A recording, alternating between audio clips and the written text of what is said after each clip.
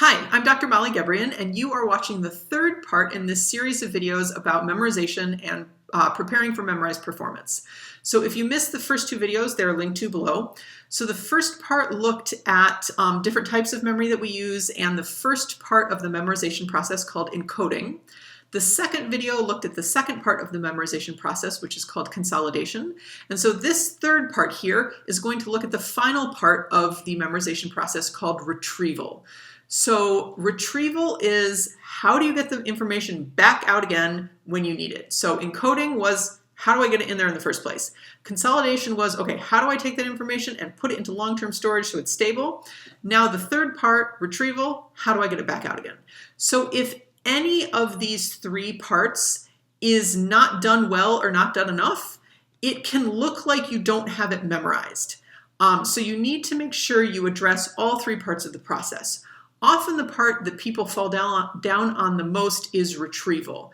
And this is going to sound stupid when I say it, but what we know about retrieval is the more you practice retrieving the information, the better you get at retrieving it. Like, okay, duh, like you do something more, you're going to get better at it. But we as musicians often do not practice retrieval enough. I can't tell you how many times, both when I was a student and now as a professor, that I see students play something with music in studio class and think that the next week in their recital, they're going to perform it from memory. No, you're not. You don't have enough time in a week to go from using the music 1 week to memorized performance and not have a memory slip and some other catastrophic thing happen the next week. There's simply not enough time to practice retrieval. So that is the most important thing about retrieval. Give yourself enough time to practice performing it from memory. My rule of thumb for myself, and I should preface this by saying that I have never had any problems playing from memory. Memorization is like the one thing about music that has ever come easily to me. But even so, even though for me, performing from memory is easy, I want to make sure that I have it completely memorized, no problems whatsoever, no parts that are like, how does that go? At least a month before I have to go perform it from memory. More often, it's more like 2 months. So if you don't have it completely memorized, at least a month before the concert, you're not going to be able to do it from memory in the moment. So if you watched the first video in this series, you will remember that we talked about the studies by Roger Chaffin. He was the psychology professor who worked with individual musicians preparing for memorized performance. And he discovered that the musicians used 4 different types of what he calls performance cues. So information in the music that the musicians use to sort of embed the music into the larger framework. So the specific notes and rhythms embedded into the larger framework of the whole piece. That helps them encode the information so that they connect individual notes and rhythms to a larger structure, helps encoding. But all of the musicians he worked with emphasized, like I said, making sure you practice from memory enough so you practice retrieval, not only so that they could practice, retrieving the specific notes and rhythms, but also so that they could practice retrieving their performance cues. So this graphic here is showing the first page of the 6th Bach cello suite from one of the cellists that he worked with. And this cellist's performance cues are marked in. It doesn't really matter what they are. I just think it's interesting to note that pretty much every 2 bars or so, there's at least one performance cue. And all of the musicians he worked with emphasized that going through these different performance cues and kind of walking through the piece and being able to use these performance cues to connect the notes and rhythms to the larger structure and therefore remember the actual notes and rhythms.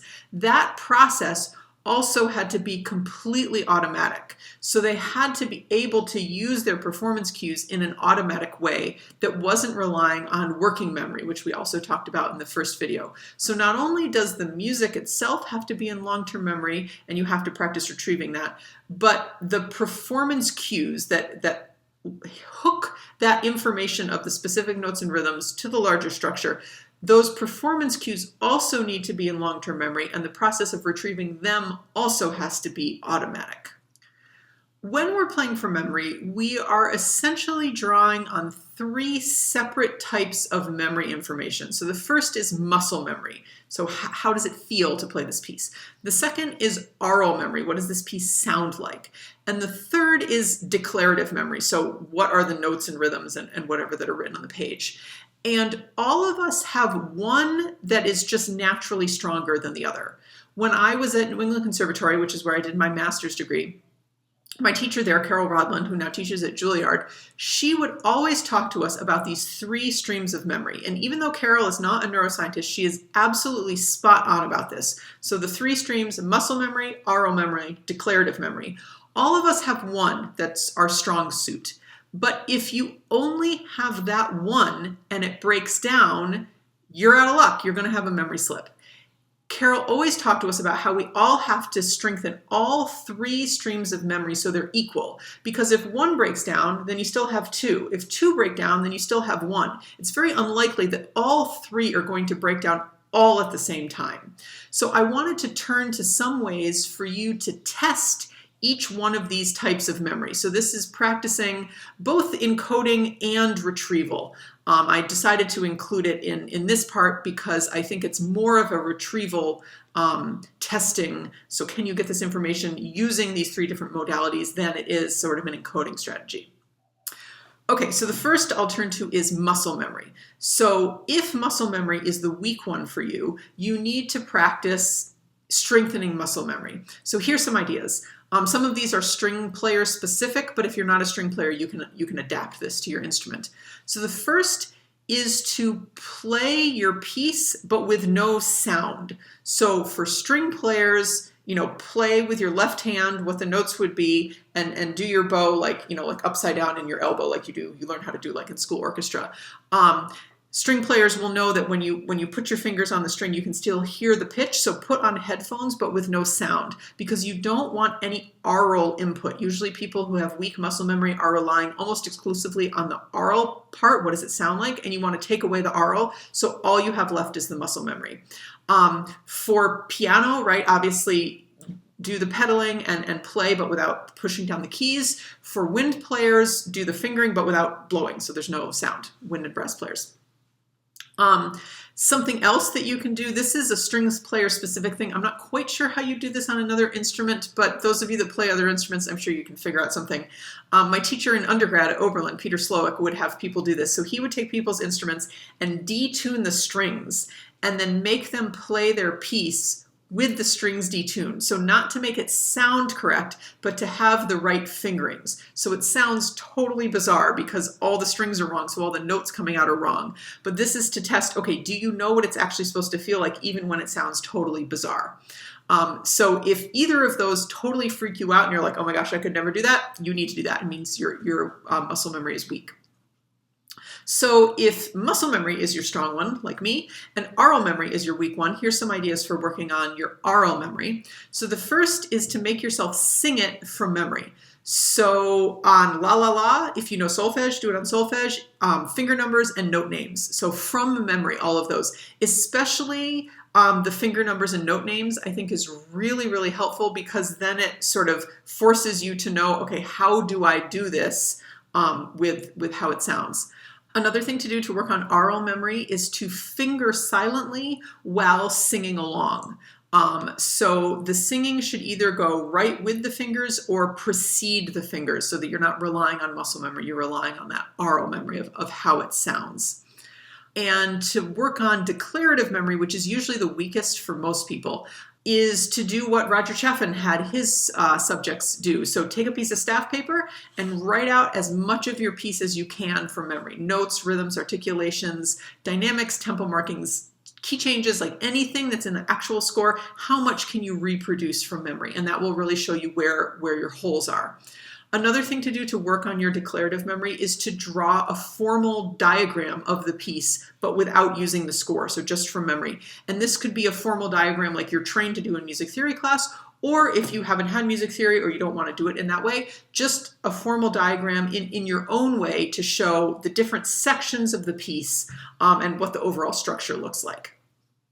I also want to mention here one of my sort of pet theories about memorization, because I do think that it can help people that have difficulty with memorization. We know that when you take a professional musician and have them silently finger a piece they know how to play from memory, not only is their motor cortex activated, but their auditory cortex is as well. So again, there's no sound. They are fingering silently, and yet the auditory cortex is activated. And you actually only see this in professionals, but not amateurs.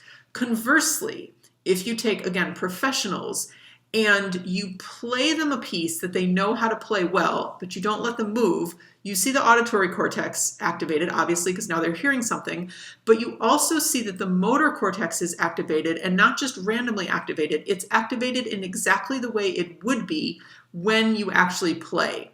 So in the motor cortex, there's a specific area of the motor cortex for every part of your body. And what you see in these studies is that when the thumb would play the note, these were done with pianists mostly, when the thumb would play the note, the thumb area is active. When the pinky would play the note, the pinky area is active. So it's very specific to how you would actually play it. From these studies, it seems that in professional musicians, you get what they call a co-activation of the motor cortex and the auditory cortex, that they are being co-activated, they get connected, and they work together, but only in professional musicians. My pet theory is based on my experience both as a Suzuki student and as a teacher. So I said previously that memorization is something that's always come very easily to me, and I find that this is the case for almost every Suzuki trained student and other students that were trained in a tradition where your first experience with learning music is by ear, so bluegrass musicians or jazz musicians. Suzuki kids, anybody where your first experience with the instrument is learning by ear, is not reading music.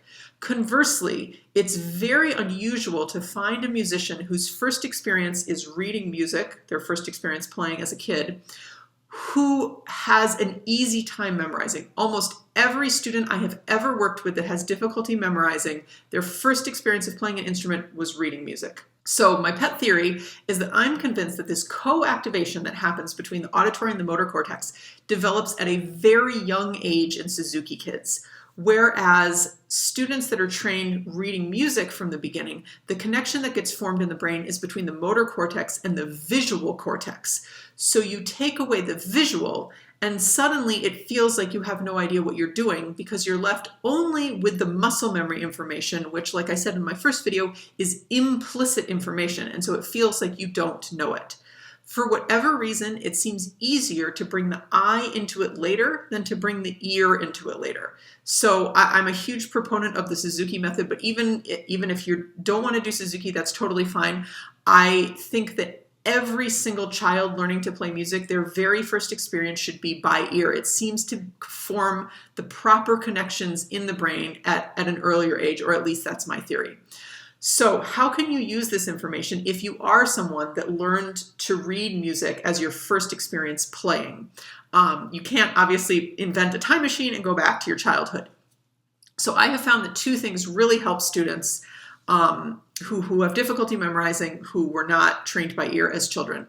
So the first is to play something by memory every single day. Even if it's just a measure, every single day you must play something from memory.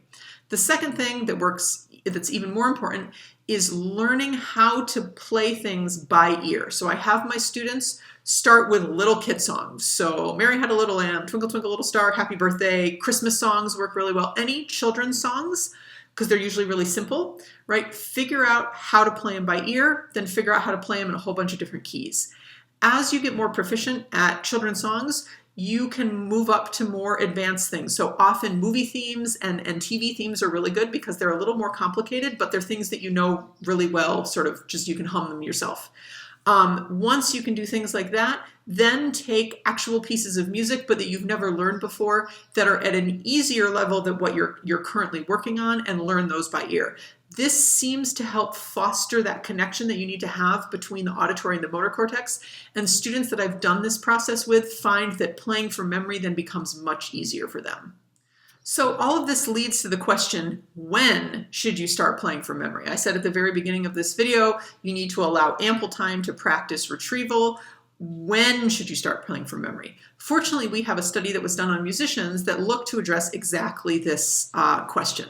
So in this study, it was a study that was done on singers, and the point of the study was for them to learn a new song and to perform it from memory over 6 15-minute practice sessions.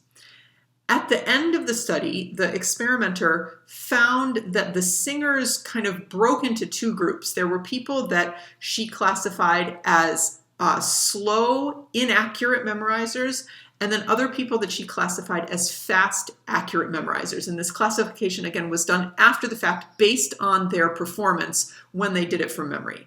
And so then she took these two groups, these fast, accurate, and slow, inaccurate memorizers, and looked at, okay, what was different in terms of their learning process. These singers were professionals, students, and amateurs, and in the end, there were members of all three groups in both the fast, accurate, and the slow, inaccurate. So it's not like the professionals were all fast and accurate and the students were all slow and inaccurate. So there's lots and lots of interesting findings from this study, but I want to pull out two pieces of information in this graph here for you. In this graph on the left-hand side, this is showing bars attempted from memory. And you can see that the fast, accurate memorizers, those black bars, those people are attempting something, a little bit, from memory in the very first practice session. And then they're attempting a ton from memory in the second practice session. If you look at the slow, inaccurate memorizers, they're not really attempting anything at all from memory until the third practice session. All right, if you now look at the graph on the right-hand side, this is showing word errors from memory. And you can see that in the second session in particular, the fast, accurate memorizers are making a ton of errors. But that's because they're attempting more from memory, and so they're giving themselves a chance to correct their mistakes, right? They're trying things from memory, they're making mistakes, they're correcting their mistakes, and they're sort of sharpening their memory for the information. If you then look in the final session, you can see that the fast, accurate memorizers only on average made 1.5 errors, whereas the slow, inaccurate memorizers are making a ton of errors. That's because they didn't start testing their memory at the beginning, and so they're still making all sorts of errors because they didn't have enough time to correct those errors. One thing that's often confusing to people in these graphs is in the graph on the left-hand side, the bars attempted from memory. In the final session, it looks like the slow, inaccurate memorizers were able to do more from memory. You see how that bar is much bigger. But actually what happened is the fast, accurate memorizers went in, sang the whole song from memory, made very few errors, and then they were done. The slow, inaccurate memorizers had to keep going back and trying again because they made so many mistakes. And so in the end, they did more bars because they had to keep doing the bars over and over again to correct their mistakes. So my takeaway from this is start memorizing from the very first practice session. If you know you're going to have to play something from memory, that very first practice session, play something from memory, even if it's just one bar. But every single practice session leading up to the concert, make yourself do something from memory. At first, it will be very, very little, but over time, you can add in more, and that will help you because then you'll have more chance to correct your errors. A method of practicing that is especially helpful for testing retrieval and practicing retrieval is something called random or interleaved practice. So I did a whole video on this that I'll link to below. So I'm not really going to reiterate that research here. I urge you to go watch that video. But I will say, basically in a nutshell, interleaved practice is when you practice something, then you go practice something else, come back to whatever you were practicing to begin with, then you go practice something else, then you come back to that thing you were practicing to begin with. So the opposite of interleaved or random practice is massed practice. So massed practice is you do a whole bunch at once and then you don't revisit that thing either in that practice session or that day. And there's a lot of research that shows that interleaved practice improves performance overall because you practice just doing it from scratch without getting to do it a whole bunch of times first. And this can be really, really beneficial for memorization. Again, I urge you to go watch the full video on interleaved practice so you can really understand how it works. So we talked about Roger Chaffin's studies with the musicians, and all of the musicians stressed the importance of being able to start anywhere in the piece. And that's sort of part of the point of these retrieval cues, these performance cues that we talked about, that they have information about where they are in the piece so that if they have a memory slip, they can start anywhere, that there's a performance cue really close by. Because if you're, almost at the end of the piece and you have a memory slip and you can only start from the beginning, you can't really go back and start all over again. That's not a good experience for your audience.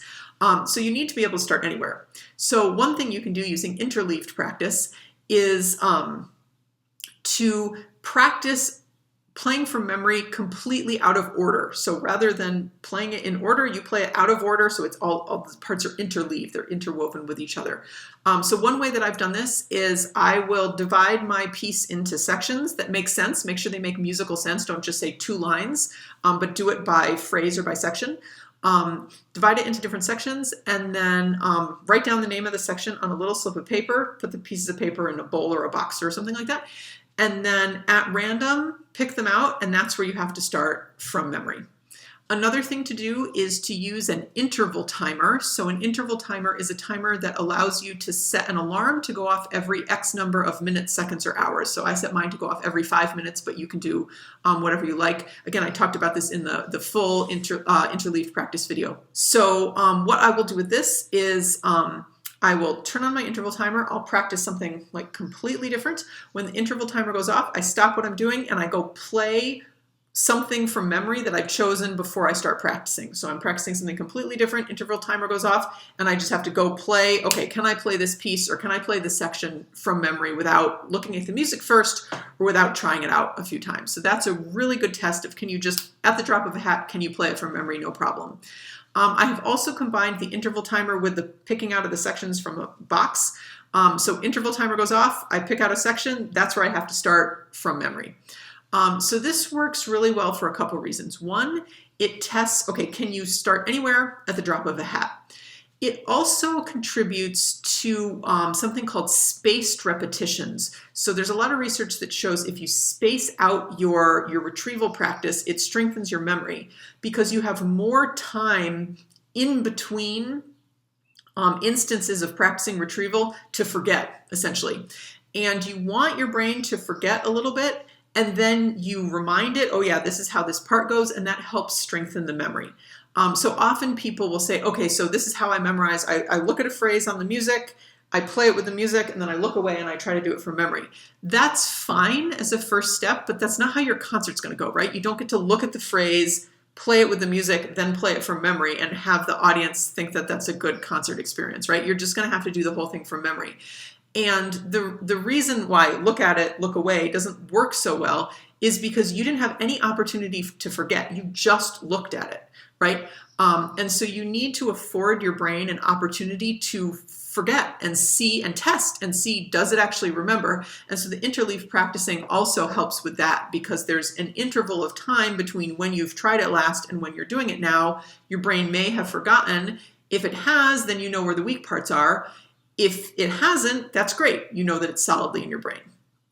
All right, that's the end of this video on retrieval. So there's one more video that's sort of a wrap up of all 4 videos, but also is going to address sort of our worst fear, which is a memory slip. How do you get over that fear? So thanks for watching this one today, and I hope you'll join me in the final video.